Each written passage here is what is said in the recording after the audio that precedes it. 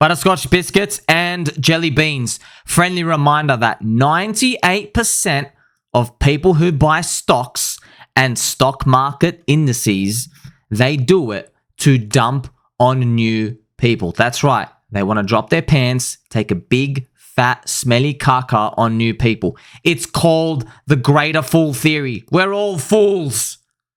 Otherwise known as tongue-in-cheek Ponzi's. This happens everywhere.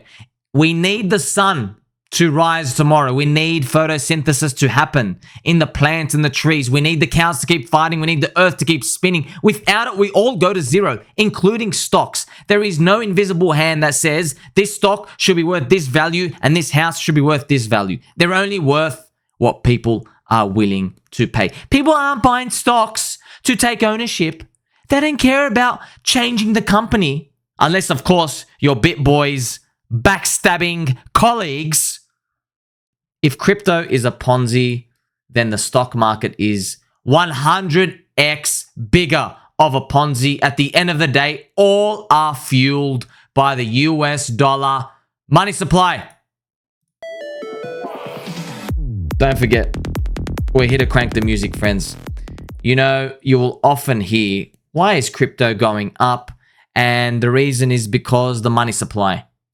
But I would like to remind you of something. This is the Dow Jones index. And if we go back here, this is 1929. You weren't around back then, and I wasn't either. And the stocks went kaboosh, minus 90%. The stocks went kaboosh down to the floor. It was horrific. It ushered in the Great Depression.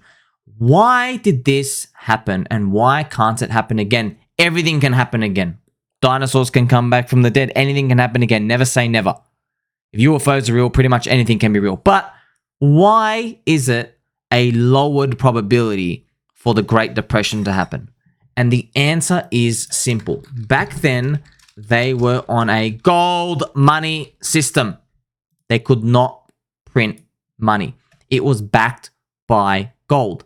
When the stonks crashed, they did a few things wrong. Firstly, they actually raised interest rates. Isn't that crazy? You're thinking, no way they did. Yes, they did. We didn't understand psychology, humans, as much as we do right now. Back then, they thought if they raised interest rates, it would entice people to work harder to save money and put it in the bank to get interest. That's what they thought would happen. Now, unfortunately, as they started hiking rates, it basically made the wound worse, and it just made everything crash even harder. And then they had to reverse course.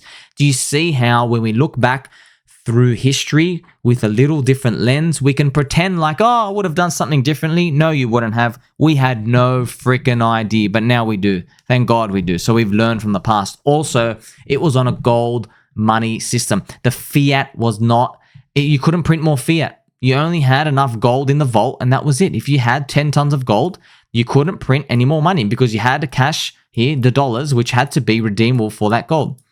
So the system is now off that. That's why when the stocks went down, this was a real valuation down. This was actually the death of the cycle. That's why everything that got cleansed in here was a very long cleansing, and it was real free markup. This is what actually crypto does. Have you noticed this chart? This is the cryptocurrency chart. It looks like exactly, right? You have your euphoria, you have your complacency, you have fear, capitulation, anger, then you have your anger, you go back here, and then you have depression because everyone realizes, uh-oh, it's actually over. Funnily enough, you also had World War II happening in here. So this was the last time the government's ever let that happen. That's why, yeah, we can always go down. Don't forget that. I mean, we had the GFC, man. We had the stock market. This was the tech bubble crash. The NASDAQ looked worse. We had the GFC as well. That was the banking crisis. We had the zombie virus when everybody went around, turned into the undead, started seeking flesh. So we can always have new problems that arise. And we are humans, man. We will always have new problems. Something new is always going to come around. The only difference is, are you going to believe that this time is different from the past 100 years and that they won't print money? Or do you think they will? I believe because of based off incentives, they will eventually print money, but it's not so clear and cut. Doesn't mean just go gig along, leverage, whatever you want, because governments only step in when they need to. They want to be seen as the savior. They want to be seen as the protector. They have to print money only when the people demand it, because at the end of the day, they know what they're doing. They know if they just print money forever and ever, the people are going to riot, because the middle and lower class, me and you, the peanut brains, we're going to realize that we're not getting any more rich, but the big insider banking cartel are. So I'm here to send you a word of caution. Just because you see big money flowing one way, it doesn't mean they're necessarily right. Big money is not smart money. I used to think it was. Yes, I did. On an aggregate, the big money suffers from the same bias as the rest of us small fish and peanut brains. Please remember to keep your back straight. Also, don't forget, like, subscribe, bell button, all. I appreciate every single one of you. We're here to shock the algorithm. Share with your friends and family. We're making everybody kinder, wiser, friendlier, smarter. Let's go. So remember, the big money also follow the herd. They believe the other narrative is put in. Yes, they do. Everybody's in competition with someone. It doesn't matter how big or small you are. I even have this excerpt here just to share with you from history. While many investors like to assume that big money is smart money, that's not the case. On an individual basis, sure, but in aggregate, they suffer from the same biases and tendencies towards herd mentality that everybody else does. When they pay up for calls, stocks are usually near a peak. When they panic buy hedges, stocks are usually near a low. We have seen so much evidence to point to this. It's actually quite insane how much this all plays together. Don't forget, friends, bigger whales, they're not necessarily knowers of the future. There are ones that do, but not all of them know it. And don't forget, a lot of you are very switched on now, like Mr. Name here with his little Vegeta saying globalists, more like globozos. I'll actually like that one. Good on you. Don't forget, we are in the then they fight you phase. They're always going to try to fight us. The whole theme about that is always fighting, fighting, fighting. They are corrupt. The SEC is corrupt. The government's corrupt. We know that. I'm not setting the bags. Ultimate loss would be for you to liquidate your precious imaginary money, imaginary fiat, to be exchanged for that. That would be the ultimate loss. To sell your bags and join the imaginary fiat crowd. You don't want to do that. Everything's imaginary. It's just money. It's just a ledger. I want to ask you this. We're going to talk about corruption as well. So if a police officer arrested you and then took all the money out of your bank account but never told you why, you would say that cop is corrupt. So I want to ask you. So when the SEC makes up things, as the judge said, in clear writing, they're just making up stuff as they go, and they destroy livelihoods, is it no different? The SEC is corrupt, making stuff as they go. We give them power. The hardworking US tax-paying citizens giving money to these evil Satanists to actually crush the crypto industry, to do the evil bidding, because they are the puppet wing arm of the puppet master, the US Fed, the banking cartel, the ones who are going to usher in the CBDCs, who are part of the globalist agenda. They can sit on a middle finger and rotate because we don't like any of them, and there are just too many of us who are not going to stand for it. But it does bring an interesting dilemma. Do the SEC stay with Gary Gensler, or do they get replaced? There are two scenarios now. They can replace him. Yes, they can. Or what's the other option? The other option is to shut us all up.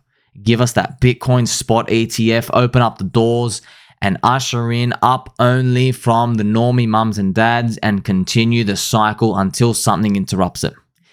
If they replace Gary Gensler, yes, the Satanist, semen demon himself, they must install someone soft on us. If they replace him, they are replacing him because it's so bad. And by the way, it is so bad. If you go check any of the SEC Twitter comments, friends, it'll give you a very eye-opening tale. You'll be able to see how much they get ratioed. And while we're here, I'm actually going to show you right now. So if you zoom in, you can see every time they make a post, there are more comments than likes. 450 comments, 380 likes. Like everything they do is a ratio. Everything. More comments than likes. More comments than likes. More comments than likes. Everywhere. More comments. More comments. Oh my God. Every single thing's a ratio. Wow. Here's one where it's not. This is just very, very rare. Most of them, more comments than likes. That means more people are angry to comment and they will not give it a like. This is being ratioed to the extreme. How is a government-approved organization who is literally grabbing a whip with barbs on the end of it and whipping the poor man and poor women, whipping us in the street, kicking dirt in our faces and saying, Senator, security, tell him to shut up. He's a clown. He's not even funny. Honk, honk with a little nose. They got to get rid of him. But I want you to think about it.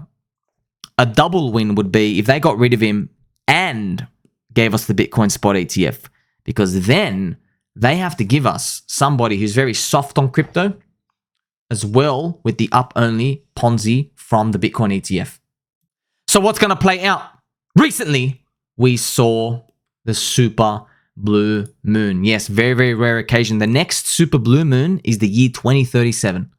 We had a super blue moon, friends. Just to let you know, I didn't believe this, but it's actually true. When there is a full moon, there is a higher rate of crime. The emergency room gets filled up more in every hospital around the world. I'm not making this up. Go check it up. Go check it up with any law enforcement, anybody who works police, nurses.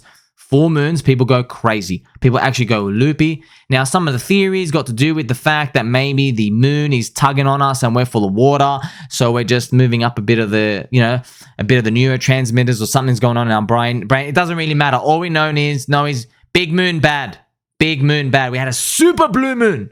And what came on it? I was really scared, by the way. We knew this was coming. And they brought us BitBoy's sex scandal, because I know you just want to see BitBoy naked. So, of course, BitBoy, with the whole debacle of the BitBoy crypto trying to overtake him, TJ and Justin rumored to be backstabbing him. They are allegedly as well took chemicals, illicit substances from his home and then brought it into the office and then took a photo in the office saying he was using it in the office. They did a lot of really nasty things, but as well, there's also leaks of some sex scandal going on. This really is Days of Our Lives running and busting around. This story is captivating because he was the final main character. What a fitting end to end with a bang. That's how they came in, friends. So the crypto simulation writers, they really have kept us on our feet for this season. Personally, I'm thankful that we didn't get another zombie virus crash, because we would have all been scared, because something big was going to happen. Something big, some sort of event. Doesn't necessarily mean a big price crash. Well, we didn't get one. They tried to, but I think we've had enough damage. That's what I feel. I feel like it's the end of the bear. It really is now the end of the bear. Like, we've gotten rid of everybody. There's no more main characters left. In fact, there's actually one. Maybe you've heard of him, Gary Gensler, chief clown of the SEC. He's actually the only one left. And you know what I know? They're going to get crushed. Okay, the Grim Reaper is going to come for that final main character, and it's over. So now I invite everybody to phase in to the green candles. Don't forget, friends, that's what we're all here for. Never let your morals or your dignity go to waste. Just because somebody has more money than you does not make them a better person. You are more than your bank account. You are more than what's a crypto wallet. You are more than your likes and your followers and any of those artificial BS. They mean nothing. All that matters was what's in your soul. And of course, how fluffy your slippers are. We're going to cheer for those green candles month after month. Let's pray they come our way, because, man, it's been a long, vicious bear market. Bears are smelly and poop in the woods. Like, subscribe, bell button, all. Tell mum and dad. We're going to make it. I'll catch you in the next one.